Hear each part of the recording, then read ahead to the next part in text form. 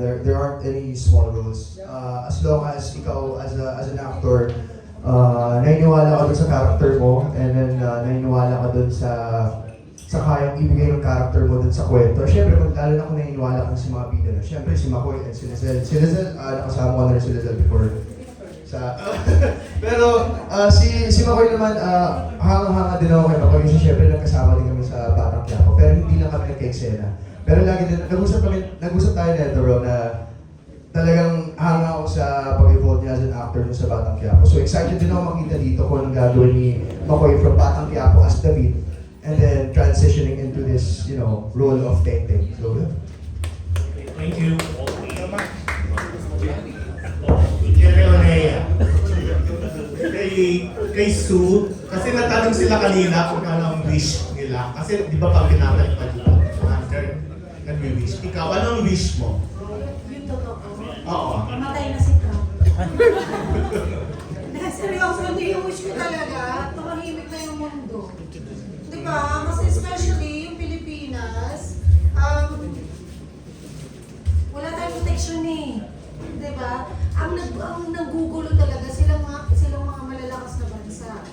Kung ano nangyari sa Pilipinas, naiipit tayo, diba? Gusto lang naman natin mabuhay na maayos eh. Pero it's been becoming hard. Kahit na gusto natin maging maayos na tao, dahil nag-aagaw pa sa itong mga malalaking to, yung mga malalakas, diba tayo gusto lang mabuhay ng decente, naiipit tayo. So that's really what I wish for. Tumahimik na sila. Thank you. Kay McCoy sa kay Lizelle, sabi na kanina, love is never simple. Paano kayo huhugot sa yung mga character ninyo, kung paano kayo nakarelate sa totoong buhay? Sa akin po, sa character ko po as Jaja, hindi naman po siya malayo sa akin kasi dream ko naman po talaga mag-artista, I always dream. At saka yung sa pagmamahal, I believe na if it's right for you, it will come to you. Like, you don't have to chase it.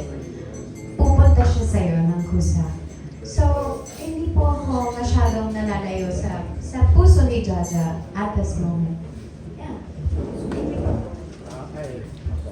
Yung sa character ko po, siguro mas nalapit ako bilang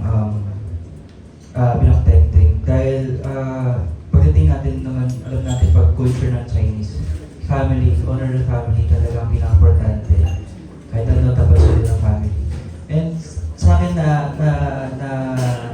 na-relate ako ng genuine sa akin na gusto ko din yun. Kasi yung family ko, importante sa akin. Mami and daddy ko, kung ano ngayon sila ang dahilan. Kaya kung wala sila, wala ako. And at the same time, pagdating sa pagmamahal, same din po, dun sila din na naging reference ko ng pagdating sa love. Na walang sumuhan, hindi nagiging simple yan, na laging merong twist, lagi ups and downs.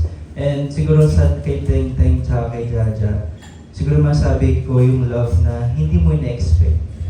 Yung hindi mo yung biglaan na akala mo meron palang love. Yan yung gusto ko siguro sabihin pagdating sa karakter natin talaga. May nagpapatanong lang Lizelle and McCoy. Ano raw yung status ng love life nyo ngayon? Single ba kayo or may commitment sa iba? Status ng love life mo. Ang status mo. Kinikilig po ako. Kinikilig po ako ngayon. Yun po ang status ko. Love life. Siyempre hindi ka naman kay Direk Louie kinikilig.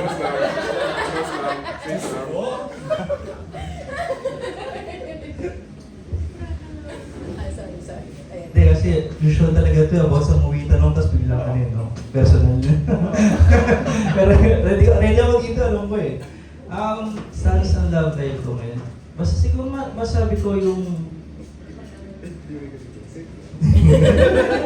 Debili ko sa Chinita talaga. Lagi ko sa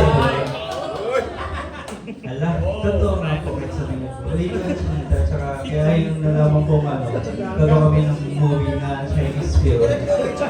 Nakala ko nga ako yung Filipino. Actually, sa Chinese mo talaga. Kinahiting naman mo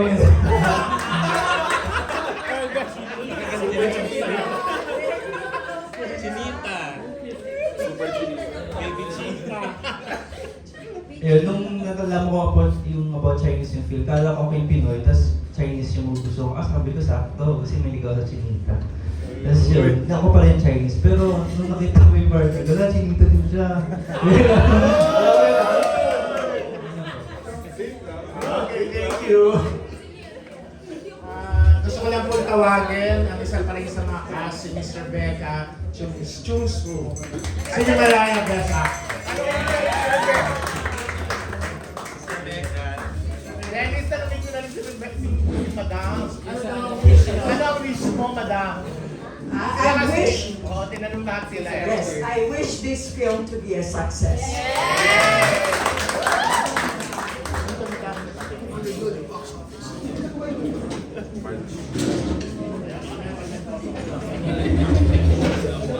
Question pa po. Cesar. Ay, kay Direk Louie po. Direk, sa tingin nyo, makakatulong po yung Taiwan setting para mas maging globally appealing ang pelikula? Oh yes, definitely, sa mga generation kasi ngayon, mahilig silang, yung gusto nila sa pelikula, mukhang malaki. Cinematic, tapos yung mga hindi pa nakakapunta ng Taiwan, baka magpunta sila after watching the film. Dadali namin sila sa Taiwan. Kaya masaya to at masashare namin yung aming pelikula sa kanila lahat. May specific location po ba kayo or spot doon sa Taiwan na kailangan nandun talaga sa pelikula? Yung masasabi niyo po, kailangan nandito po talaga?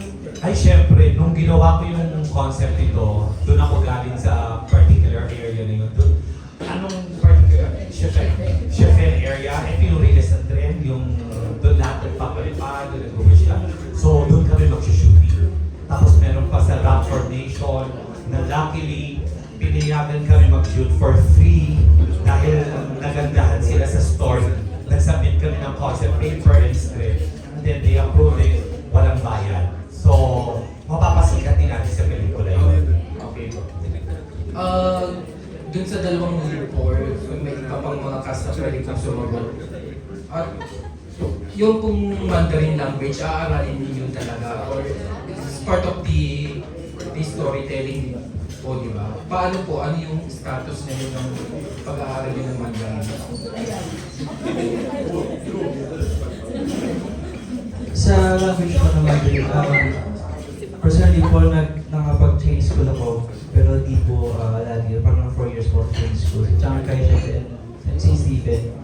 And kaya sa akin na inisip ko na opportunity din to learn new language na mas maging familiar din. Kasi kahit dito gawin film, interesado talaga akong matutunan mag-Chinese. Kasi sobrang malaking bagay na rin sa lahat ng aspeto ng buhay natin. And syempre,